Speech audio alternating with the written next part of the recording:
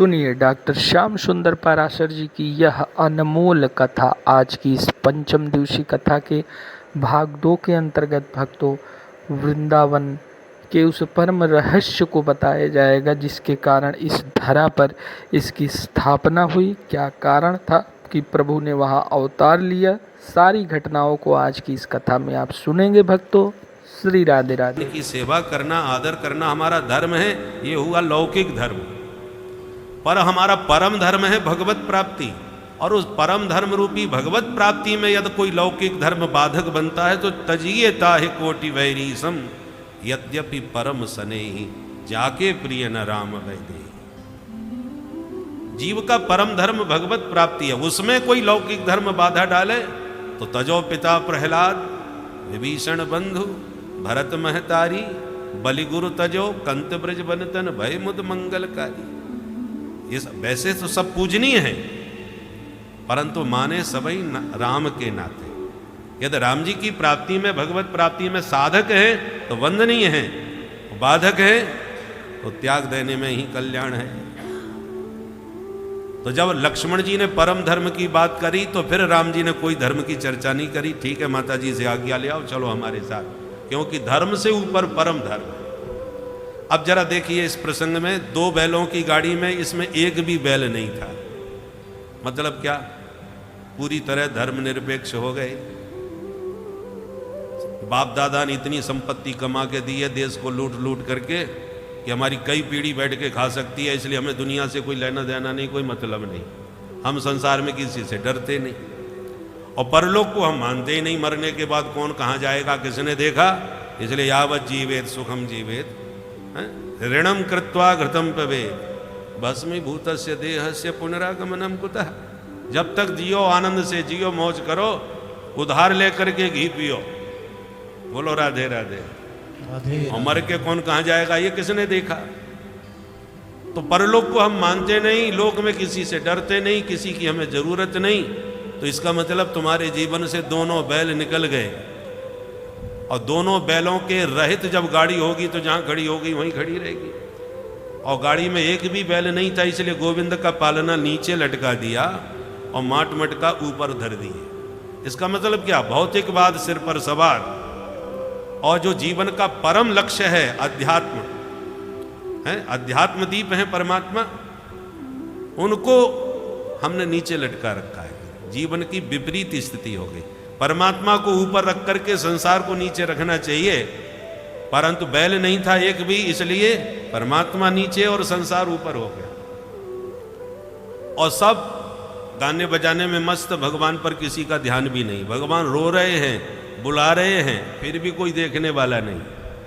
जब हमारे जीवन की गाड़ी का भी यही कुछ स्थिति बन जाती है, हम भोग विलास में, संसार की सुख सुविधाओं में इतने मस्त हो जाते हैं कि भगवान को भी भूल जाते हैं, भगवान को नीचे लटका देते हैं। तब भगवान को पाद प्रहार करना ही पड़ता है। और जब एक लात पड़ी तो गोविंद ऊपर आ गए और माट मटका सब नीचे फूट गए। गाड़ी बिल्कुल सही, अब वही है सही स्थिति, पहले उल्टी थी। और जैसी लात पड़ी, गोविंद ऊपर आए, सब भूल करके तुरंत सब कन्हैया को देखने लग गए, भगवान को निहारने लग गए। उसी प्रकार कभी कभी भगवान को, जब हम लोग भोग विलासता में, संसार में इतने रचपच जाते हैं कि परमात्मा को लगभग भूल ही जाते हैं, तब भगवान को कभी कभी सुनामी के रूप में, भयंकर भूकंप के रूप में, विशाल बाढ़ आदि के रूप में, या कोरोना आदि के रूप में अपना पाद प्रहार करना ही पड़ता है। और जब वो भगवान की प्रकृति के द्वारा लात पड़ती है, उस समय बड़े बड़े नास्तिक भी ईश्वर को याद करने लगते हैं, हे प्रभु अब तो आप ही बचाओ। बोलो राधे राधे। भगवान को सब याद करने लगे। उसी प्रकार हमें भी अपनी गाड़ी को सीधी रखना चाहिए और धर्म रूपी वृषभ के आज अनुसार ही चलाना चाहिए। धर्म की आप रक्षा करेंगे तभी तो धर्म आपकी रक्षा करेगा। अब धर्म को ही तुम भूल जाओगे, पूरी तरह धर्म निरपेक्ष बन जाओगे, तो चाहे जितने संपन्न बने रहो, जितने भी संभ्रांत देश है जो सब प्रकार से सुसंपन्न दिखाई पड़ते हैं, सबसे ज्यादा आत्महत्या करने वालों की संख्या उधर ही ज्यादा है। बोलो राधे राधे। सबसे ज्यादा क्योंकि लोग भीतर से खोखले हैं। पूर्णता जीवन में कब आएगी? जब पूर्णमदः पूर्णमिदं के साथ जुड़ोगे। परिपूर्ण केवल परमात्मा है, उनसे जुड़े बिना, उनको हृदय में बैठाए बिना कभी पूर्णता आ ही नहीं सकती। रावण के पास क्या कमी थी? सोने की सीढ़ी लगाने में समर्थ था, क्या नहीं किया, परंतु उसको जीवन में सुख मिलता था। तो कब? शिवेति मंत्रमुच्चरन् सदा सुखी भवाम्यहम्। कमी थोड़ी थी, सोने के शहर में रहता था। विश्व में कौन था जो रावण का विरोध करने का दुस्साहस कर सके? किशोरी जी का हरण करते समय सारा संसार देख रहा था, विरोध करने की हिम्मत किसी में नहीं पड़ी। सुग्रीव भी देख रहे हैं, हनुमान जी देख रहे हैं, पूरा वानर दल देख रहा है। सुग्रीव भगवान से कह भी रहा है, गगन पंथ देखी मैं जाता, परवश परी बहुत बिल पाता। किया कुछ नहीं, बोले हिम्मत नहीं पड़ी। तो देखिए रावण कितना संपन्न और कितना प्रभावशाली है कि कोई बोलने की हिम्मत नहीं कर। और जाकर के अशोक वाटिका में जब किशोरी जी को बैठा दिया, थोड़ा आराम करने चला गया अपने महल में, और उसी समय ब्रह्मा जी का वेद पाठ करने का समय हो गया। और जैसे ही आकर के ब्रह्मा जी ने उच्च स्वर से गणानान्त्वा गणपतिगुं प्रारंभ किया, भीतर से रावण का चपरासी दौड़ता हुआ आया। ब्रह्मन्नद्धेन सनैष समयः तूष्णीं बहिस्थीयता। एक चपरासी सृष्टिकर्ता ब्रह्मा जी को फटकार रहा है, हे ब्रह्मा तुम्हारे वेद पाठ का समय नहीं है ये, जाओ चुपचाप सभा में शांति से बैठ जाओ, बल्कि बहिस्थीयता, बाहर जाके बैठ जाओ। सारी सभा सन्नाटे में रहेगी कि एक विधाता को एक चपरासी कैसे बोल रहा है। देखो परिणाम यह हुआ, बृहस्पति जी से नहीं रहा गया। अब चूंकि देवताओं के आचार्य हैं और वो ब्रह्मा जी की मर्यादा और उनकी महिमा को जानते हैं, एक चपरासी क्या जानेगा। बृहस्पति जी से नहीं रहा गया तो पड़ोसी से बोले देखो क्या जमाना आ गया, एक चपरासी को जिसकी औकात नहीं बात करने की, वो ब्रह्मा जी से कैसे बोल रहा है। देखो रावण के राज्य में क्या हो रहा है। तो कुछ बड़बड़ाए बृहस्पति जी, तो चपरासी ने बृहस्पति जी को भी डांट दिया, ए मूर्ख बृहस्पति, ये तेरे इंद्र की सभा नहीं है, चुपचाप शांति से बैठे रहो। स्वल्पम जल्प बृहस्पते जड़मते नैसा सभा वज्रेण।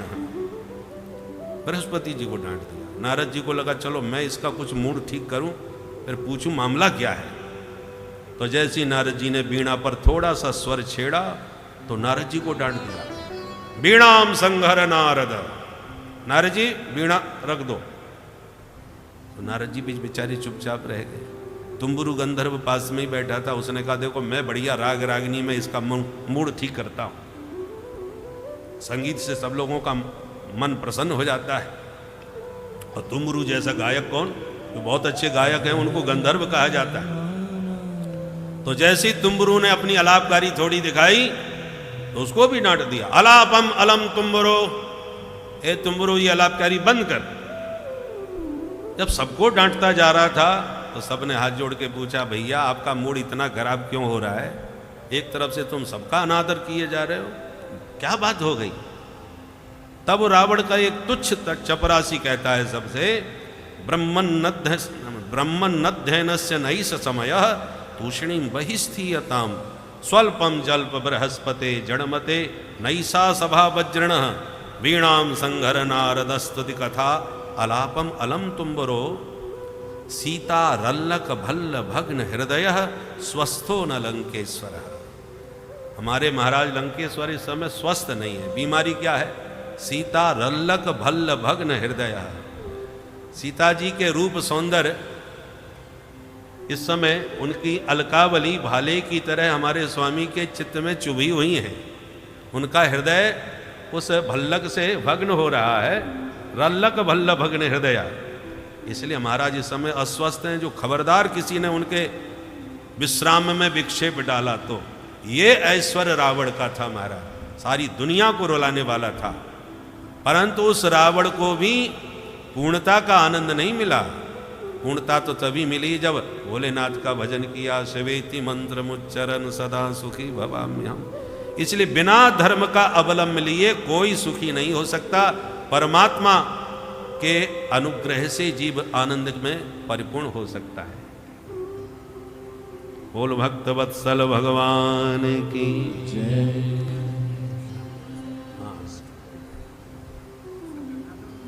बड़ी कृपा। आचार्य जी को भी कथा कहनी है।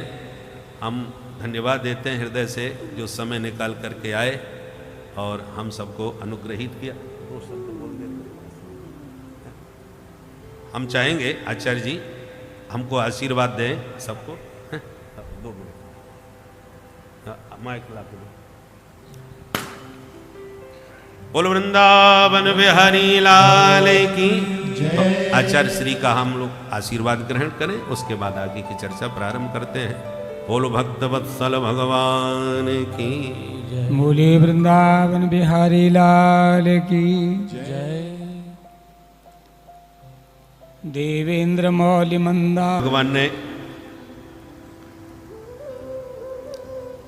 जो भी लीलाएं की हैं, आज भी यही सब असुर किसी न किसी रूप में हम पर हमला कर रहे हैं और भगवान के जो आश्रित भक्त हैं ब्रजवासियों की तरह, भगवान उन भक्तों के जीवन में आए हुए इन असुरों का किस प्रकार से संहार करते हैं, भक्तों की रक्षा करते हैं, ये इन लीलाओं के माध्यम से हमको समझने की आवश्यकता है। बोल भक्त वत्सल भगवान की जय। अब एक दिन गर्गाचार्य जी के पास वसुदेव जी पहुंचे और बोले महाराज आप हमारे पुरोहित हो और हमारी हार्दिक इच्छा है कि हमारे छोरा को नामकरण आपके ही श्रीमुख से होना चाहिए। काउए पतो ना चले, आप चुपचाप चले जाओ गोकुल में और वहीं छोरा को नाम रखे आओ। गर्गाचार्य जी बोले बिल्कुल ठीक।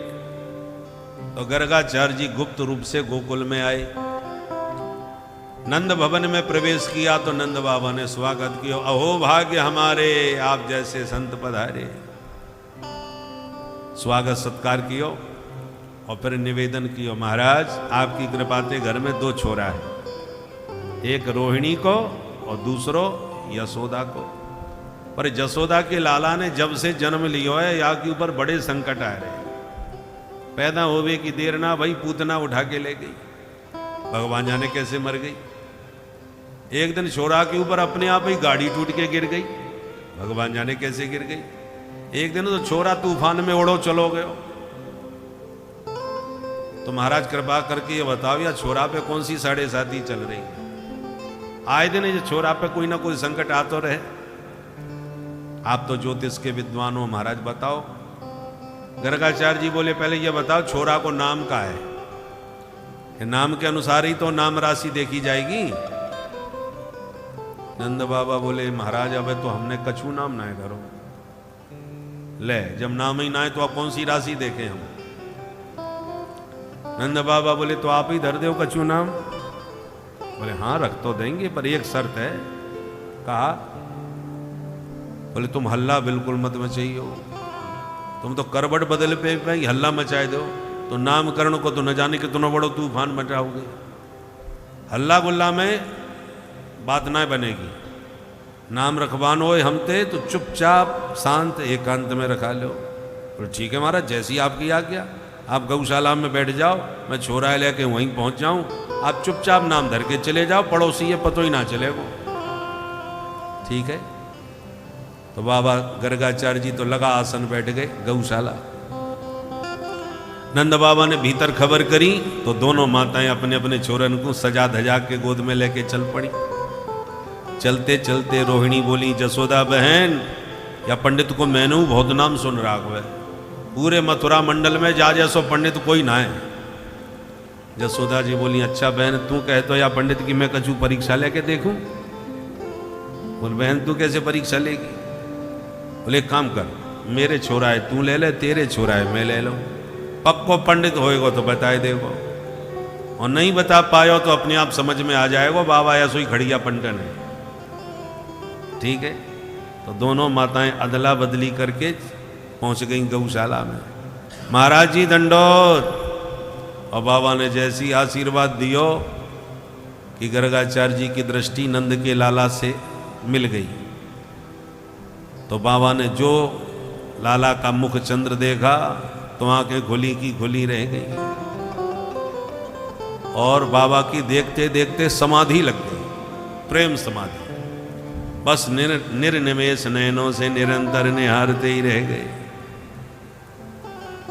और मैया हाथ जोड़ के बैठी बैठी सोच रही है, महाराज जी बड़े ध्यान से छोराए देख रहे हैं, मालूम पड़े बा को भविष्य पढ़ रहे होंगे, बाकी माथे की रेखा देख रहे होंगे। तो मैया चुपचाप बैठी रही। अब बैठे बैठे घंटा बीत गए, 2 घंटा बीत गए, और बाबा तो कछु बोले ही ना रहे। तो मैया धीरे से बोली, महाराज मोए घर के और काम निपटाने हैं, आपने कछु विचार कर लियो हो तो बता दो छोरा को नाम, अब बाबा हो तो बताएं। बाबा तो लगा समाधि बैठे।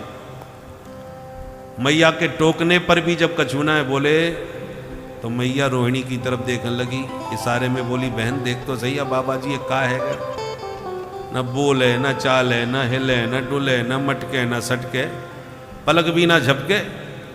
रोहिणी जी कान में बोली, बहन मोह तो लगे बाबा की सांसू ना चले। अब मैया घबराई, हे भगवान तो महाराज जी ये मेरो ही घर मिलो, अच्छे भले बैठे ठाड़े या बाबा जी ये का है गयो। मैया तो डर गई बेचारी, हाथ पकड़ के गर्गाचार्य जी को हिला भी लगी, महाराज जी। मैया जोर से आवाज लगाई, तब बाबा की समाधि खुल गई। संभल के तुरंत बोले, हाँ हाँ देवी, हमने तेरे छोरा को नाम सोच लियो। मैया बोली, धन्य है महाराज, ऐसे नाम सोचो जाए। महाराज जी मैं तो कछु और ही सोच में लग गई, अब जल्दी कृपा करो, आपने कहा विचार किया है। अब बाबा सोच में लगे, आए तो थे नाम देवे को, पर या सूरत को देख के हम तो अपनों ही नाम भूल गए। अब इन्हें कौन सो नाम बताएं। दोनों बालकों को बार बार गर्गाचार्य जी देखने लगे, मन में सोचने लगे, कहीं हमारी परीक्षा तो ना है रही है, अदला बदली सी कैसी नजर आ रही है। समझ करके गर्गाचार्य जी तुरंत बोले, सुन जसोदा। बोलो महाराज। बोले, अयम ही रोहिणी पुत्रो रमयन सुहृदो गुणै आख्यास्यते राम इति बलाधिक्यात् बलं विदु बलाधिक्यात् बलं विदु। मैया तेरी गोदी में ये जो छोरा है वो निश्चित रूप से रोहिणी को लाला है। अयम ही रोहिणी पुत्र। इतना सुनते मैया मुस्कुरा के रोहिणी की तरफ देखने लगी, बहना पक्को पंडित निकरो भाई, खड़िया पंटन बाबा ना है, जैसो नाम वैसो ही महाराज को काम। हंसती भाई मैया बोली, हाँ महाराज जी आप बिल्कुल ठीक कह रहे हो, छोरा ये रोहिणी को ही है, पर हम दोनों बहने अपने छोरन में न को कछु अंतर ना माने। अब मेरो होए क्या या को होए, आप तो ये बोलो या को नाम का रखोगे।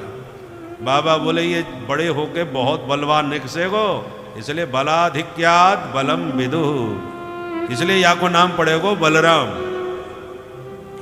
मैया बोली, वाह महाराज बहुत सुंदर नाम है, अब या छोटे वाले को नाम और बता दो।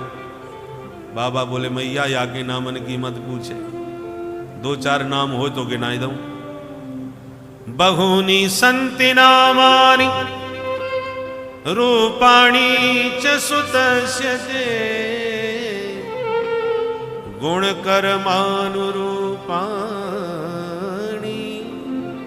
तान्यहं वेदनो जना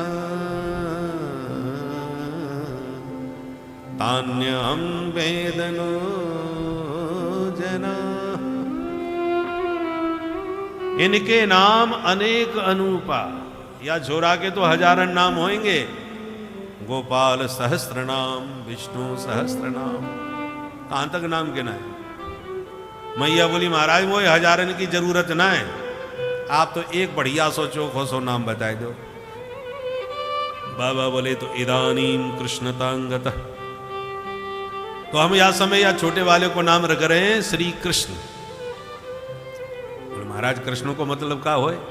बोले, कर सती कृष्ण, तो सबको अपनी तरफ खींच ले। मैया बोली, बड़ो सुंदर नाम है महाराज, अब या छोरा के बारे में एक और कछु बता दो, ये बड़े होके कहा करेगो, नौकरी करेगो कि व्यापार करेगो कि ऐसे ही गैया चराम तो फिरेगो। बाबा बोले मैया या छोरा की ग्रह दशा बोल रही है कि ये पक्को चोर बनेगो। मैया बोली हे भगवान, ये आप कैसी भविष्यवाणी कर रहे हो महाराज? आपकी कृपा से मेरे घर में काऊ आत की कमी ना है, 9 लाख गैया हैं, दूध दही के भंडार भरे पड़े हो, छोरा है तुम चोर बताए रहे हो। बाबा बोले हम कछु ना बता रहे, जो बता रहे या कि ग्रह दशा बता रहे। ग्रह तो ऐसे पड़े हैं मैया कि चोर ना है, चोरन को सरदार बनेगा। अच्छा महाराज, तो नेको ये और बता दो, ये चोरी काई की करेगो? बोले मैया ये भी बता, वो बड़ो कठिन है। ब्रजे वसंतम नवनीत चौरम गोपांगनानां चदुकूल चौरम अनेक जन्मार्जित पाप चौरम चौराग्रगण्यं पुरुषं नमामि।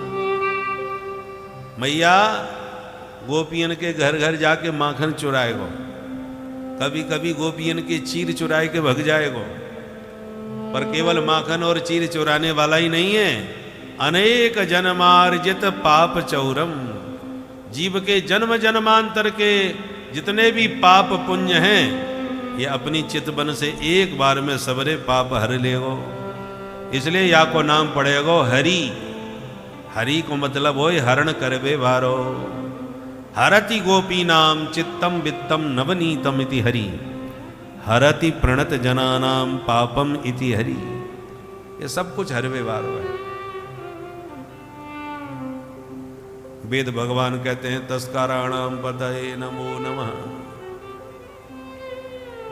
मैया बोली महाराज अब मुझे ज्यादा भविष्यवाणी सुननी ही ना है, मैं तो यही सोच सोच के बाबी है जाऊंगी कि छोरा चोरी करेगा, और 2-4 बातें और ऐसी वैसी बता दी तो मेरी तो नींद ही उड़ जाएगी महाराज। बुढ़ापे की संतान है, जैसो है सो ठीक है महाराज, घी को लड्डू है चाहे जैसे अच्छो ही लगे, आप तो अच्छो सो आशीर्वाद दे के जाओ। तो बाबा तो आशीर्वाद दे के और गोविंद की वह मधुर मूर्ति को हृदय में बसा करके चले गए। भीतर जाके मैया बोली रोहिणी बहन, महाराज जी विद्वान तो बड़े जोरदार निकले भाई, एक निगाह में बताए गए कौन को लाला कौन सो है, पर नाम कछु टेढ़े मेढ़े धर दिए। अब तू बता बहन, मैं ज्यादा पढ़ी लिखी तो हूं ना, कृष्ण कहवे में मेरी तो जीव ही चक्कर खा जाएगी। तो मैंने तो 2 नाम सोच लिए। कहा बोले महाराज जी ने नाम रख दिए कृष्ण बलराम, मैंने नाम रख दिए कनुआ और बलुआ।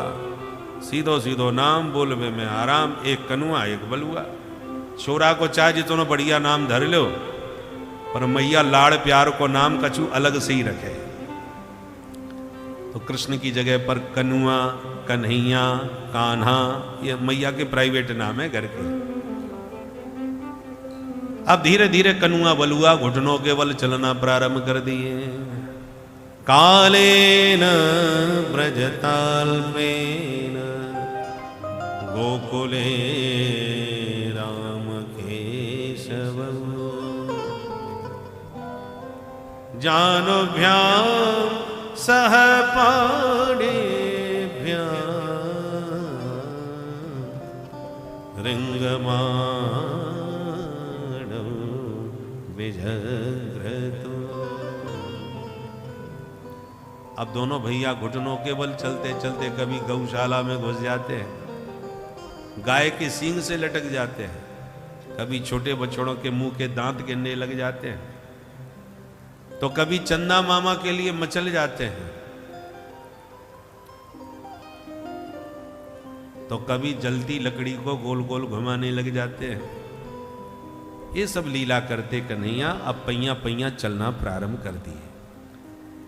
एक दिन अपने सखाओं को बुला के बोले ब्रजवासियों चलो आज कछु नयो खेल खेले। नयो कौन सो खेल भाई?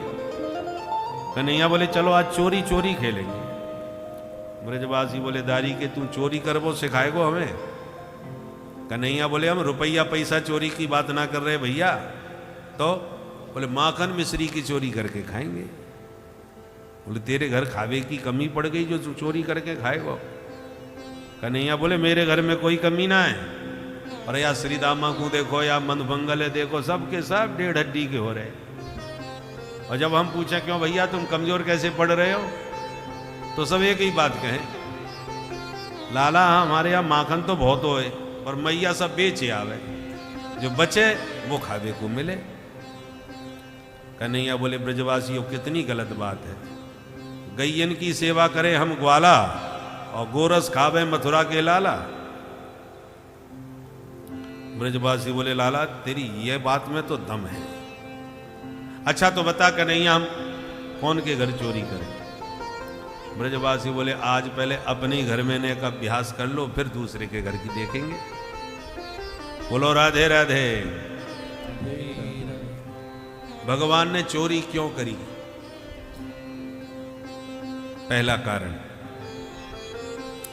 प्रत्येक गोपी घर में दधि मंथन करते समय एक ही भावना रखती थी, क्या कभी कन्हैया हमारे हाथ का भी माखन खाएंगे, हमारे आंगन में भी कभी आएंगे। पर नंद भवन में तो 9 लाख गैयों का दूध दही घी भरा पड़ा है, क्या कमी है नंद नंदन के यहाँ जो हमारा माखन खाने आएंगे। और भगवान अंतरात्म दृक् हैं, गोपियों की भावना को पूर्ण करने के लिए भगवान भक्त वांछा कल्पतरु है। इसलिए गोपियों की इसी भावना का सम्मान रखने भगवान उनके घर घर में जाकर के माखन खाने पहुंचते हैं।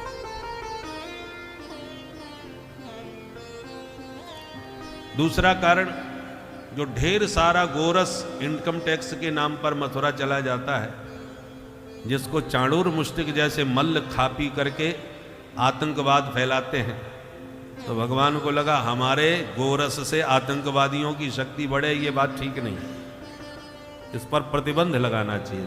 तो प्रतिबंध कैसे लगे?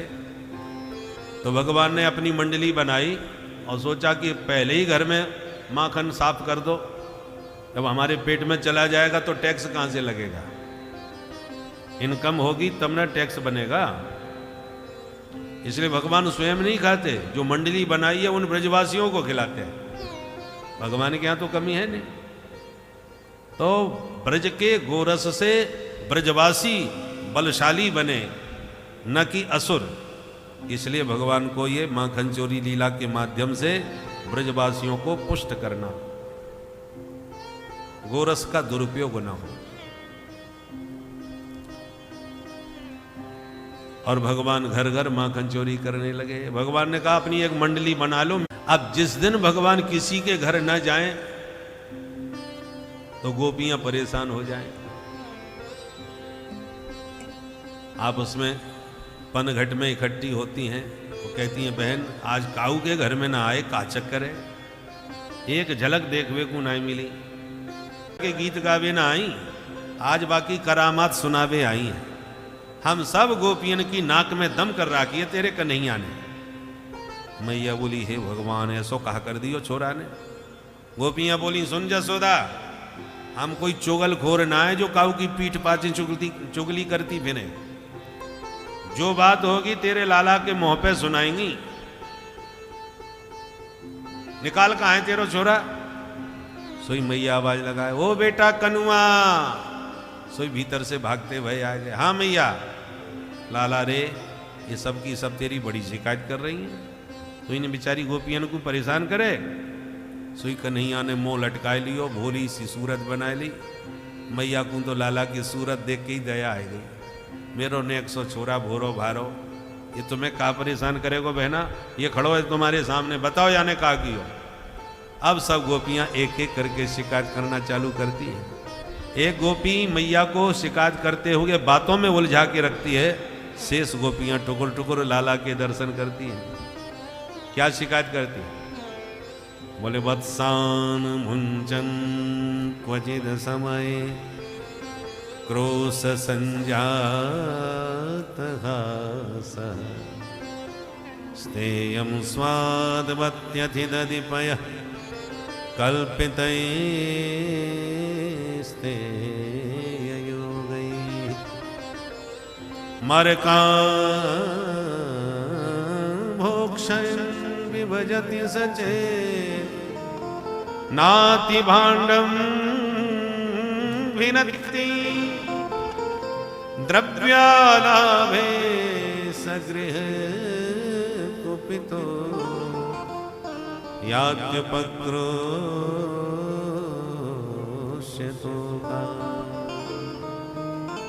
एक गोपी बोली मैया तेरो छोरा आवे और बछड़ा गोल के भग जावे। तो मैया बोली तू डांट दियो कर। दूसरी गोपी बोली मैया हम डांट में लग जाएं तो ये हमें देख के हंसवे लग जाए, और या की हंसी में का जादू है कि डांटते डांटते फिर हमें ही हंसी आ जाए, सारी गुस्सा ठंडी पड़ जाए। मैया बोली तो एक काम कर, मेरो लाला तेरे घर जैसे ही पहुंचे ये जो मांगे सो दे दियो कर, जो खावे सो खवा दियो कर, बाद में तू बातें दोनों मोते से मांग के ले जाए कर। एक गोपी बोली जसोदा तेरो लाला खाए लेगो तो हम तो उसे मांग भी आएंगी। अरे भगवान ने बहुत कछू दी हो, प्रेम से खावे, खावे की मनाई थोड़ी है। मैया बोली तो शिकायत काय क्यों कर रही है फिर?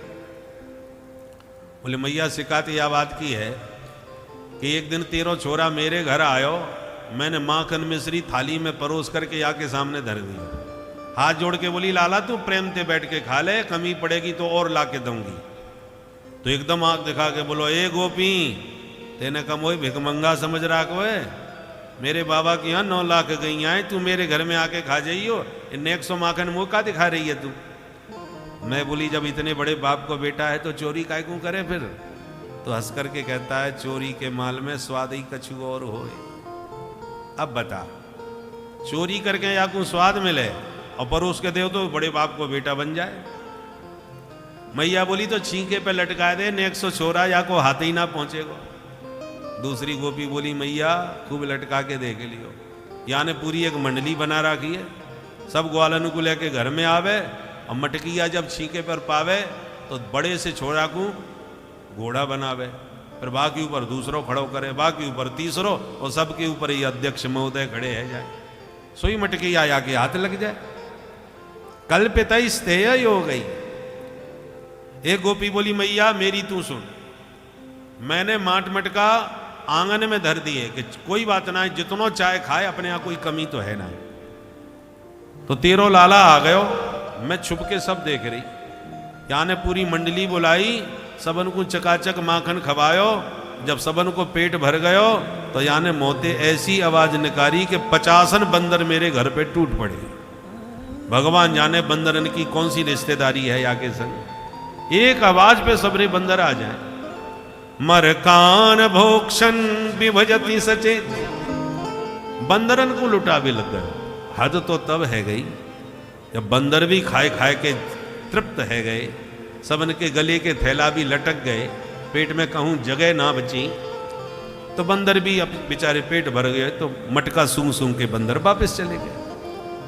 और माखन मेरो फिर भी बच गयो, तो बच्चे माखन को मटका याने उठायो और सूंघते सूंघते नाक भौं सकोड़ के बोलो राम राम, कितनो सड़ो सड़ायो माखन धर राखो है, या भले आदमी कोई बंदरऊ ना खा रहे। जब बंदर ना खाएंगे तो भलो आदमी कोई खा के बीमार ना पड़ेगो। ऐसे सड़े माखन को धरवे की क्या जरूरत है? और यों कह के बड़ा मटका पटक करके भाग गयो। अब बता जसोदा, स्वयं खावे, ग्वालन को खवावे, बंदरन को जिमावे, और बा के बाद सड़ो माखन कह के मटका फोड़ के भग जावे। मैया सुन सुन के मन में तो हंस रही है, ऊपर से आंख दिखा रही है। अंत में मैया बोली सुनो, मैंने तुम सबने की सुन ली, मेरो लाला यदि सचमुच चोर है तो काउदना या की चोरी रंगे हाथ पकड़ के दिखा दो मुझको, नहीं फालतू में मेरे छोरा की बदनामी तो करो मत तुम। गोपियां बोली सुन जसोदा, तेने अपने छोरा है ज्यादा ही सिर चढ़ा राखो है, काउदना पछताएगी, नेक सी उम्र में ऐसी चोरी चकारी करवे लग गए हो ये। और सब गोपियां भीतर ही भीतर तो हंस रही हैं, लाला के दर्शन से गदगद हो रही हैं, और ऊपर से मैया को दिखावे के ताई भ्रकुटी तान करके आंख टेढ़ी करके खूब खरी खरी सुना रही है। और क्या कह रही हैं? आइए हम भी माधव को हृदय से यदि हम पुकारेंगे तो हमारे आंगन में आकर के भी माधव माखन खाएंगे, परंतु गोपियों जैसा हृदय होना चाहिए। भाव से उन्हें पुकारो तो माधव माखन खाने निश्चित रूप से आज भी आएंगे। आइए मिलकर के गाएं, गोपियों की तरह उनकी छवि को निहारें। अरे सुनी है गोकुल नगरिया, ऊपर से शिकायत कर रही और भीतर से हृदय से अपने घर बुला रही। सुनी है गोकुल नगरिया, आजा आजा सवरिया। गोकुल नगरिया, आजा आजा सवरिया। सुनी है गोकुल नगरिया, ओ आजा आजा सवरिया। सुनी है गोकुल नगरिया, आजा आजा सवरिया। आजा आजा सवरिया, आजा आजा सवरिया, आजा आजा सवरिया, आजा आजा सवरिया। ओ आजा आजा सवरिया, आजा आजा सवरिया, ओ आजा आजा सवरिया, आजा आजा सवरिया। सुनी है सुनी है गोकुल नगरिया, ओ आजा आजा सवरिया। सुनी है गोकुल नगरिया, आजा आजा सवरिया। जय हो।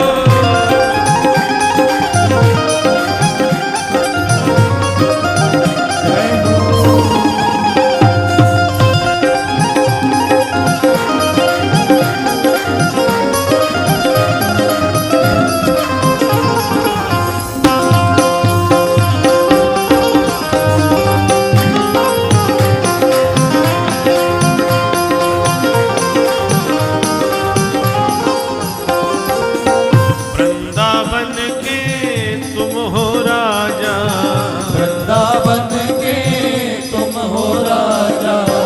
भक्तों को अब दरस दिखा जा, भक्तों को अब दर्श दिखा जा। दरस दिखा जा कान्हा, दरस दिखा जा। दर्श दिखा जा, दर्श दिखा जा। भक्तों को अब दरस दिखा जा, भक्तों को अब दर्श दिखा जा। और आके बजा जा मुरलिया, आके बजा जा मुरलिया। यदि हमारा जो परम धर्म है वह प्रभु की प्राप्ति है, गुरुदेव भगवान जी के कथन अनुसार जो इस परम लक्ष्य की प्राप्ति में अवरोध बने, उसका हमें सर्वोदय त्याग कर देना चाहिए। चाहे वह कोई भी हो, चाहे माता पिता भाई बंधु पत्नी मित्र पुत्र कोई भी हो, यदि हमारे परम धर्म में वह बाधक बनता है तो उसका त्यागना ही कल्याणकारी है। जिस प्रकार से भरत ने अपनी माता जी का त्याग किया, प्रहलाद ने अपने पिता का त्याग किया, विभीषण ने अपने भाई का त्याग किया, यहाँ तक कि गोपिकाओं ने अपने पतियों का त्याग किया और सबका मंगल ही हुआ। यही प्रभु की कृपा है कि प्रभु की भक्ति में यदि कोई बाधक बने तो हमें उसका मोह त्याग करना चाहिए। परम लक्ष्य को चाहे जैसे हमको प्राप्त करना है उसमें कोई बाधा नहीं होनी चाहिए। और इसीलिए आप लोग भी भक्तों अपने परम लक्ष्य की तरफ बढ़ते रहें। और लक्ष्य प्राप्ति का सबसे सुगम साधन है भागवत कथा। प्रभु की इस कथा को सुनकर प्रभु के प्रति आपके मन में प्रेम उत्पन्न हो, यही सबसे बड़ी इस कथा का आश्वानित है भक्तों। श्री राधे राधे। तेरे बिन में हो गई जोगन, तेरे बिन में हो गई जोगन। और ढूंढू नगर और नगरिया, ढूंढू नगर और नगरिया, आजा आजा सवरिया। ढूंढू नगर और नगरिया, आजा आजा सवरिया। सुनी है सुनी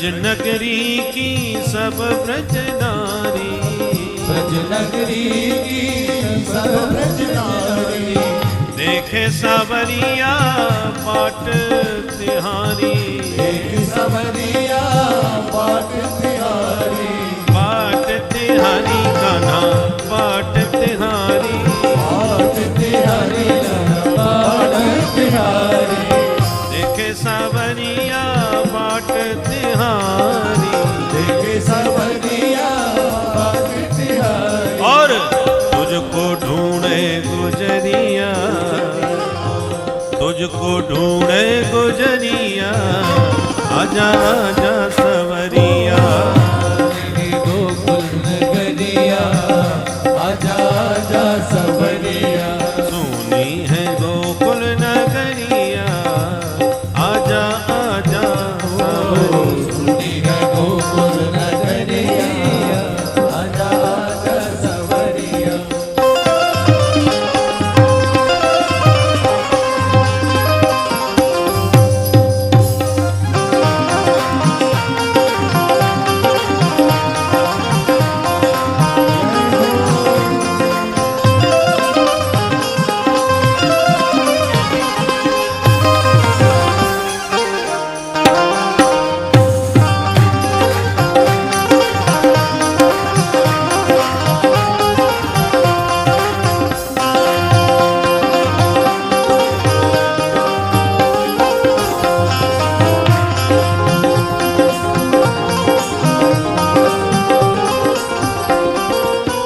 बरसाने में रसिक दुलारे, बरसाने में रसिक दुलारे, बाल बाल के प्राण प्यारे, बाल बाल के प्राण प्यारे, प्राण प्यारे कान्हा प्राण प्यारे, प्राण प्यारे लाल प्राण प्यारे, बाल बाल के प्राण प्यारे, बाल बाल के प्राण प्यारे, और सखियां देखे डगरिया, सखियां देखे डगरिया, आजा आजा सवरिया, सखिया देखे डगरिया, आजा आजा सवरिया, सुनी है सुनी सुनी सुनी है गोकुल नगरिया, ओ आजा आजा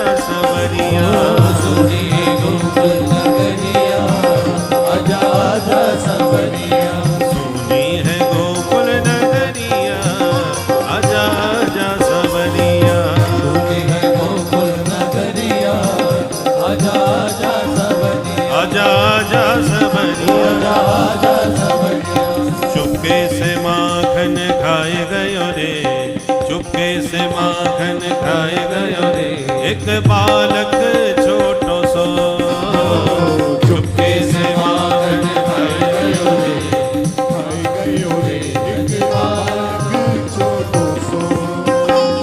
चुपके से चुपके से चुपके चुपके से चुपके से चुपके से चुपके चुपके से हो, चुपके से माखन खाए गयो रे, चुराए गयो रे, एक बालक छोटो सो, चुपके से माखन खाए गयो रे, चुराए गयो रे, एक बालक छोटो सो, एक बालक छोटो सो, एक बालक छोटो सो, मेरो कान्हा छोटो सो, कान्हा छोटो सो, बोल माखन चोर भगवान की, नंद के लाला की, जय जय श्री राधे। तो इस प्रकार से भगवान ने माखन चोरी लीला के माध्यम से ब्रजांगनाओं का ही मनोरथ पूर्ण किया। अब प्रभु ने सोचा माखन बहुत खा लिया भाई, अब थोड़ा सा ब्रजरज का भी स्वाद लिया जाए। तो एकदा क्रीडमानास्ते रामाद्या गोपदारका, कृष्णो मृदं भक्षितवान् इति मात्रे न्यवेदयन्। एक बार गोविंद क्रीड़ा करते हुए ब्रह्मांड घाट पर पहुंचे और खेलते खेलते सबकी आंख से छुपकर एकांत में जाके मिट्टी का डेला मुंह में धर के गटक लिए। दाऊ दादा ने पकड़ लिए। चोरे कन्हैया तेरे मुंह में का है? कन्हैया मुंह बंद किए बोले अच्छा मोते तो झूठ बोलेगा, चल तेरी शिकायत करूं। पकड़ के मैया के पास लाई कन्हैया को। सबरे ब्रजवासी बोले मैया बोल बेटा। तेरे लाला ने मैया तेरे काना ने माटी खाई, जसोदा सुन माई। कैसे खाई ली माटी? बोले अद्भुत खेल सखन संग खेलो, इतनो सो माटी को डेल्यो, और तुरत श्याम ने मुख में मेल्यो। फिर याने गटक गटक गटकाई, जसोदा सुन माई। सब शिकायत कर दी। मैया घबराई है भगवान, कल तक तो माखन खावे की शिकायत मिलती, अब तो मिट्टी खावे की शिकायत आ गई। अब भी कचूनाएं बोलूंगी तो कल भांग खावे की शिकायत आ भी लगेगी। चौराहे समझाना पड़ेगा भाई। कन्हैया ने मैया ने उठाई लाठी और कन्हैया को बड़ी जोड़ की डांट लगाई। कस्मान मृद मदान्तात्मन भवान भक्षितवान वदन्ति तावका हेते कुमारास्ते ग्रजोप्ययम्। चोरे चटोरे लाला सच्ची बोल, तूने मिट्टी खाई? अब कन्हैया घबराए, मेरे मुंह में माटी और मैया के हाथ में सांटी, अब तो पिटाई होगी आज हमारी। तुरंत हाथ जोड़ के बोले ना हम भक्षितवानम्ब सर्वे मिथ्या विशंसन। अरे मैया ये सब के सब नंबर 1 के झूठा, मैंने मिट्टी ना खाई। मैया बोली अच्छा तो तू अकेलो सत्यवादी है और बाकी ये सब झूठ बोल रहे? बोले हाँ मैया सब झूठा है।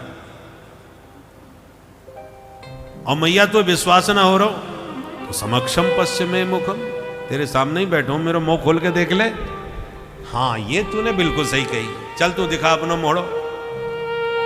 अब कन्हैया घबराए, अब क्या करें, डरते डरते मुंह खोलने लगे। जैसे ही प्रभु ने मुख खोला, भगवान की ऐश्वर्य शक्ति मुख में आके प्रकट हो गई, कहीं मेरे प्रभु की पिटाई ना पड़ जाए। जैसे ही भगवान ने मुंह खोला, संपूर्ण ब्रह्मांड भगवान की माया शक्ति के द्वारा मैया को दिखाई पड़ने लगा। बोले विराट भगवान की। लाला के मुख में नदी पहाड़ सब दिखाई पड़ने लगे। मैया कांपने लगी, हे भगवान मेरे छोरा के मुंह में अलाय बलाय कांटे दिखने लगी, नदी पहाड़ दिख रहे। मैया आंखें मीड़ मीड़ के बार बार देखे। बोलो राधे राधे।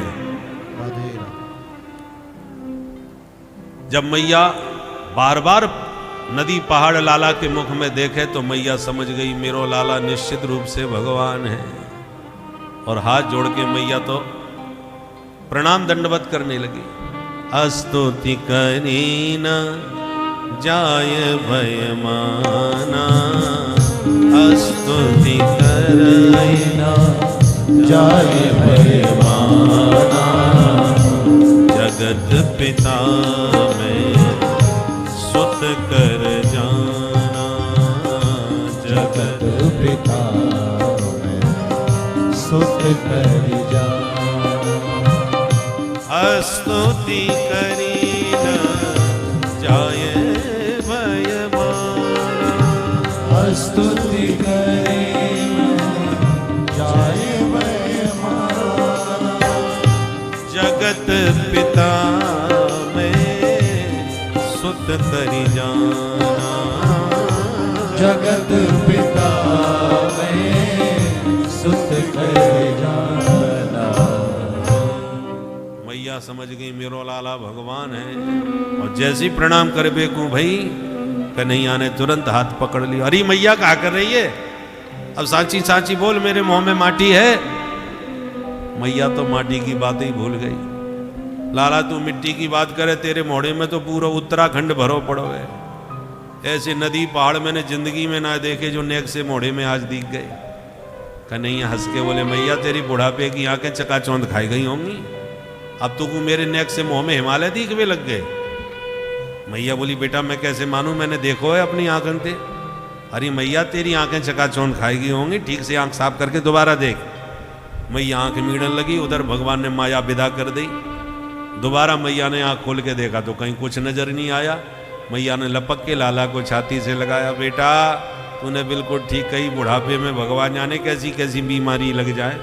अब हाल ही थोड़ी देर पहले सचमुच मोको नदी पहाड़ दिख रहे थे, अब तो कचूना दिखे। या को मतलब मेरी आंख खराब है कि बुढ़ापे में। मैया सब आंखन को दोष मान करके सबरी बात भूल गई। बोल भक्त वत्सल भगवान की। नंद और जसोदा पूर्व जन्म के द्रोण और धरा नाम के वसु थे, जिन्होंने कठोर तप करके प्रभु को अपनी गोद में खिलाने का वर मांगा था, इसलिए आज गोदी में खिला रहे हैं। एकदा गृहदासीसु यशोदानंद गेहिनी कर्मांतर नियुक्तासु निर्ममंथ स्वयं दधि। यानि यानि गीतानि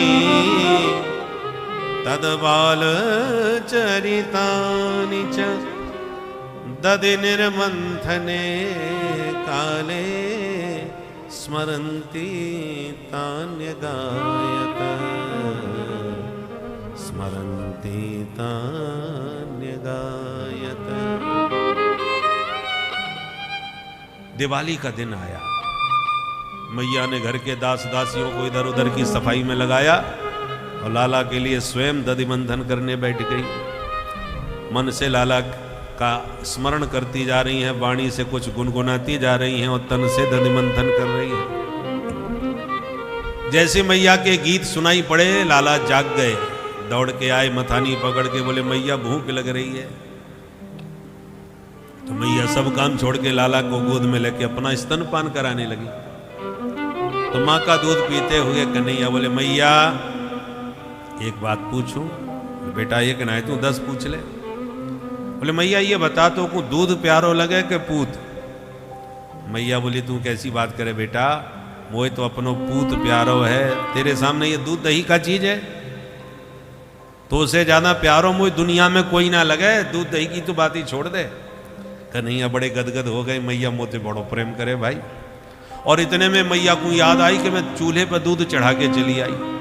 अरे बेटा मेरो तो दूध उफन गयो होएगो, पट से लाला को धरती में बैठायो, मैया भागी चूल्हे की तरफ। कन्हैया के गाल भूल गए। अब हाली कह रही थी पूत प्यारो, और दूध को ध्यान आते पूते पटक के भाग गई।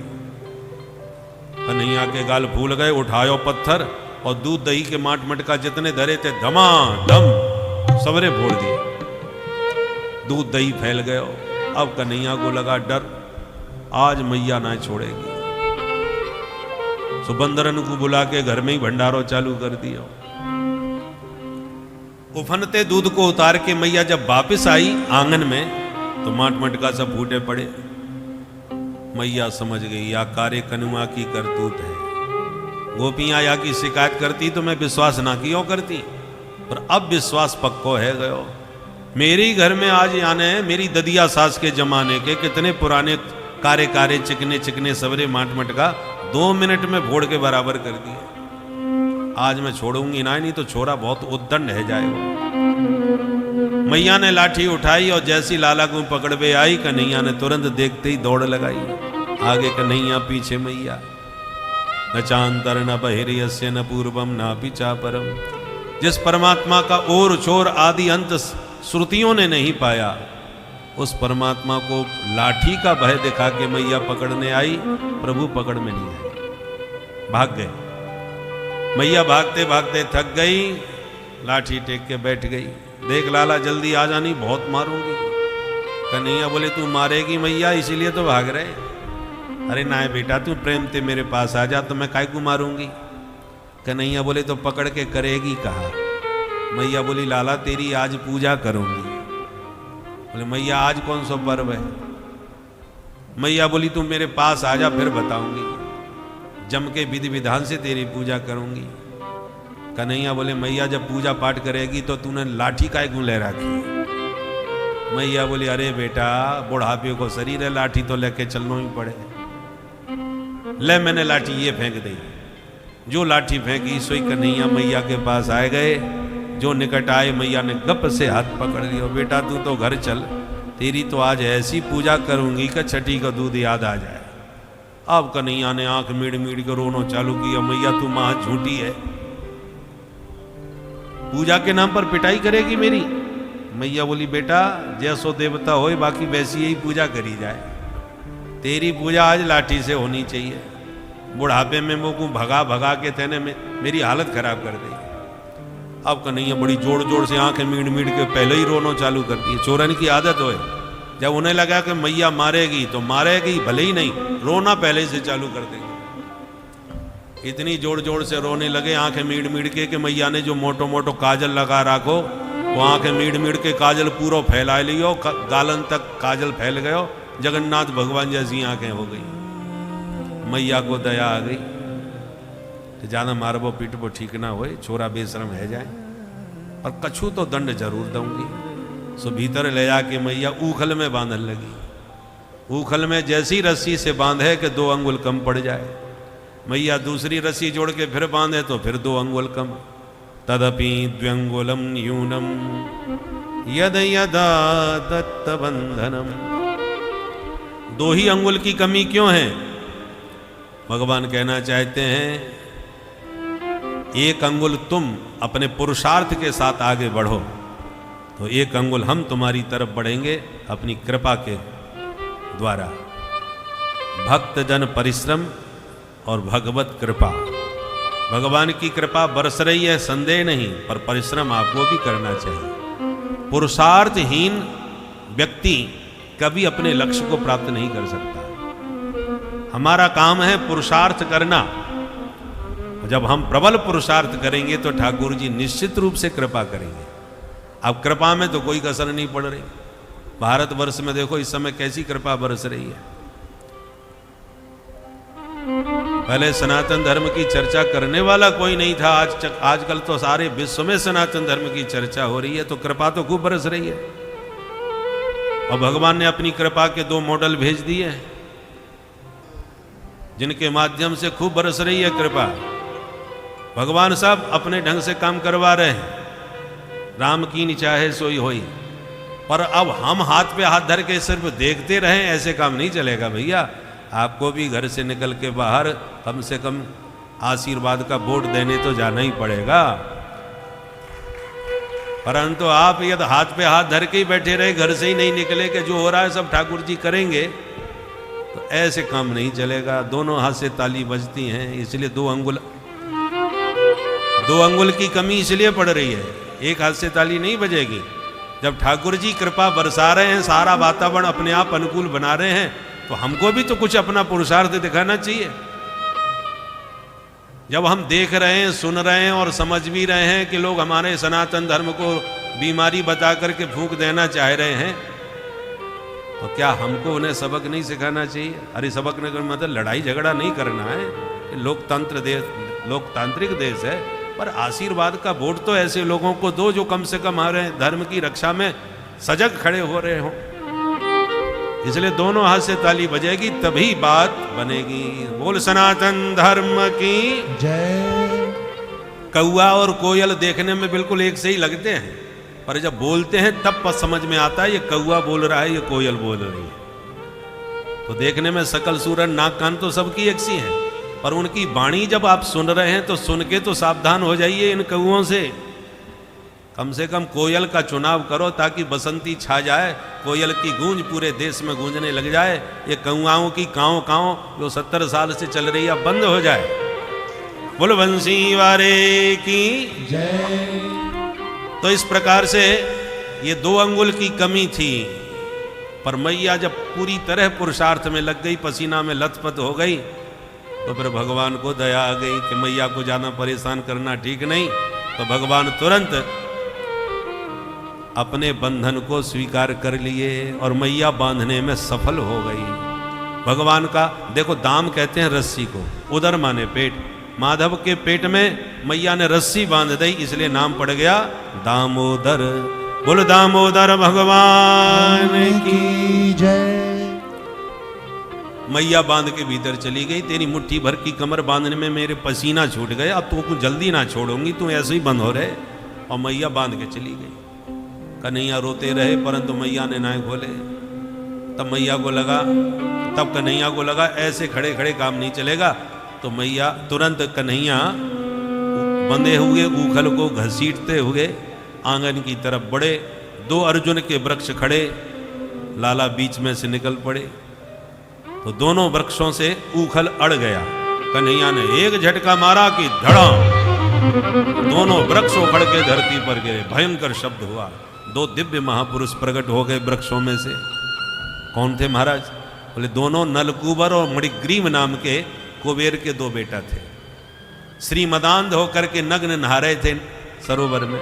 नारद जी उसी वक्त निकल पड़े, तो नग्नावस्था में नारद जी के सामने खड़े हो गए। महाराज जी दंडोत। सोई नारद जी का मूड खराब हो गया। नालायक, शर्म नहीं आती तुम्हें? साधु संतों के सामने इस प्रकार से खड़े हो, निर्लज्ज बने। जाओ, शाप देता हूं, तुम दोनों वृक्ष बन के यूं ही खड़े रहो। तो सारा नशा उतर गया, चरणों में गिर के रोने लगे। बाबा हमसे भूल हो गई, हम होश में नहीं थे। तो नारद जी को दया आ गई। अच्छा जाओ, भगवान तुम्हारा कल्याण करेंगे। तो आज स्वयं ऊखल में बंधे हुए माधव ने इन दोनों को शाप से मुक्त कर दिया। दोनों ही दिव्य स्तुति करते हुए अपने लोक में चले गए। इस घटना से नंद बाबा थोड़े परेशान हो गए और उन्होंने तुरंत आपातकालीन मीटिंग बुलवाई। ग्वाला सब इकट्ठे हो गए। तो नंद बाबा ने कहा, भाई आज हमने फैसला कर लिया ब्रजवासियों कि अब हम गोकुल में एक दिन भी ना रहेंगे। क्यों, कहा बात है गई? अरे आज तो मेरे छोराब है। अब मेरे बाप दादा के जमाने के कितने पुराने वृक्ष हैं और मेरे आंगन के दोनों वृक्ष टूट के छोरा के ऊपर धड़ाम से गिरे।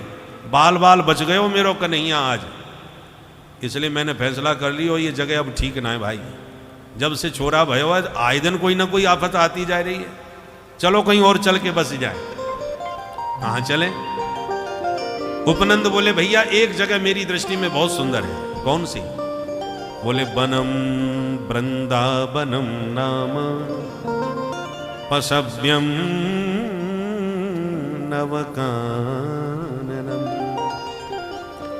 गोप गोपी गवाम सेव्यम पुण्याद्री तृणवीरुधम। बाबा अपने ब्रज में बहुत सारे वन हैं। वृंदावन, निधिवन, बेलवन, कामवन, तालवन, मधुवन, भांडीरवन, ऐसे अनेकों वन हैं। बस सबसे सुंदर एक ही वन है, वाको नाम वृंदावन। बोल वृंदावन बिहारी लाल की जय। वृंदावन का मतलब वृंदाया तुलस्या वनम, वृंदावनम जो तुलसी का वन है। वृंदा तुलसी का नाम है। अथवा वृंदाया राधिकाया सेवित वनम, जहां राधा रानी सखी वृंदों के साथ निरंतर विहार करती हैं, वाको नाम वृंदावन।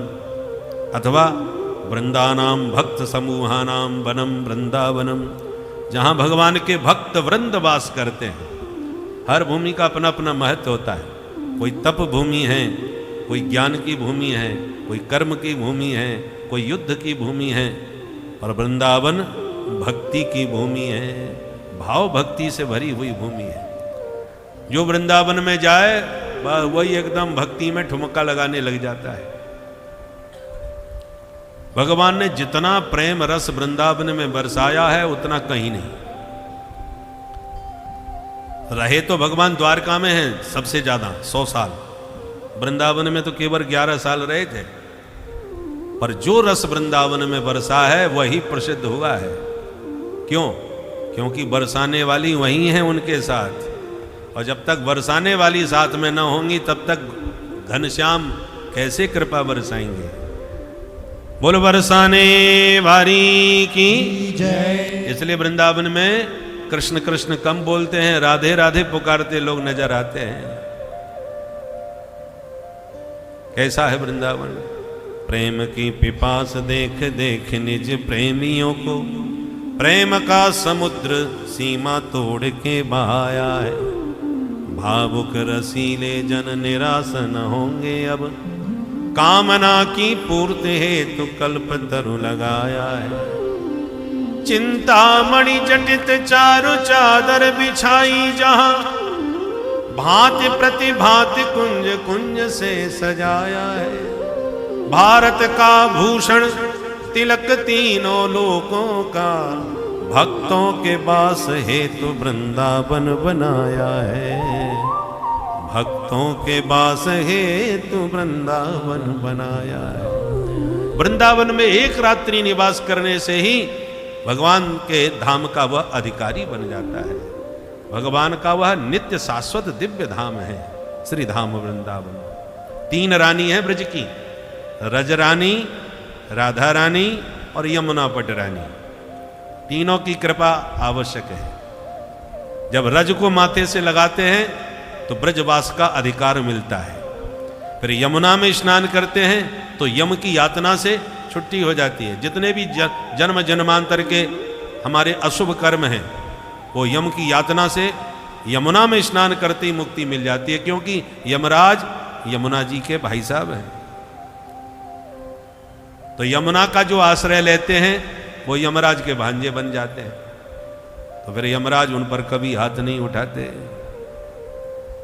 इसलिए वृंदावन धाम को बास भल्यो, जहां पास बहे यमुना पटरानी। जो जन नहाए के ध्यान धरे, बैकुंठ मिले तिनको रजधानी। चारों वेद बखान कहे, और संत मुनीन गुनी मन मानी। यमुना यमदूतन टारत है, भव तारत है श्री राधिका रानी।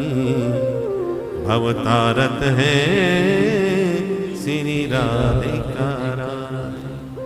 तो तीनों रानियों का अनुग्रह ब्रज में वास करने से प्राप्त हो जाता है। चलिए वृंदावन में एक बार अपने मन को लेके चले।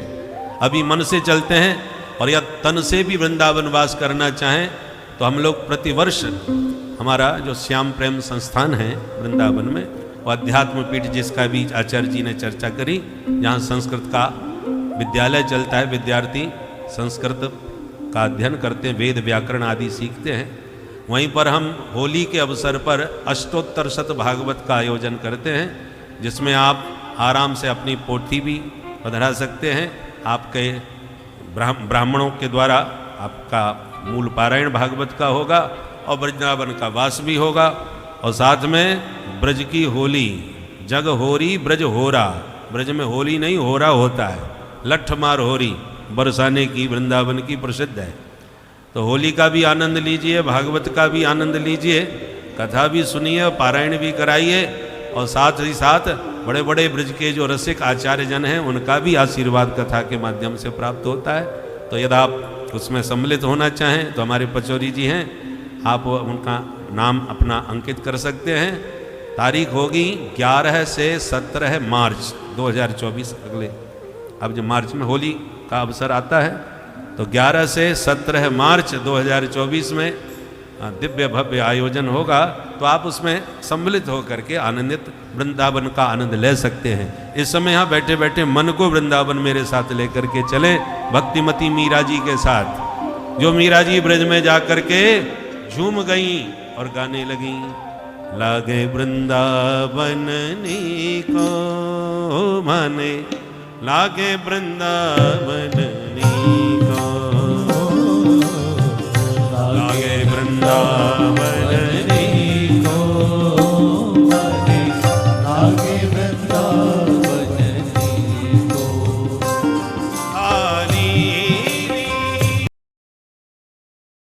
यह वृंदावन की महिमा का प्रमाण है कि वृंदावन की गलियों में आज भी यदि कोई जाता है तो उसे इतना आनंद और शांति प्राप्त होती है। प्रेम की अविरल धारा के कारण वहाँ की वायु में आज भी वह प्रेम का सुगंध है। साक्षात पारब्रह्म जहाँ बालक रूप में खेले हों, उस धरती में आज भी महक है, उस धरती में आज भी प्रेम है। इसीलिए वृंदावन अवश्य आप लोग जाएं और वहाँ रहें, ठहरें, तब जाकर आपको वह अनुभूति प्राप्त होगी, प्रभु का सानिध्य का वह आनंद प्राप्त होगा जो ग्वाल बालों के अंदर था, जो ब्रज की गोपिकाओं के अंदर था। तो आप लोग भी मन को शांत करके अपने मन को ही वृंदावन बनाएं, क्योंकि जहाँ प्रभु का धाम वही वृंदावन है। तो अपने मन को ही आप लोग भक्तों वृंदावन बनाएं और सदैव ताकि माधव आके उसमें विचरण करें भक्तों। यही हमारी इच्छा है, यही प्रभु की इच्छा है, यही आप सभी की इच्छा होनी चाहिए। इसी के साथ ये कथा भी आगे सुनते रहे भक्तों। श्री राधे राधे। लागे वृंदावन को, लागे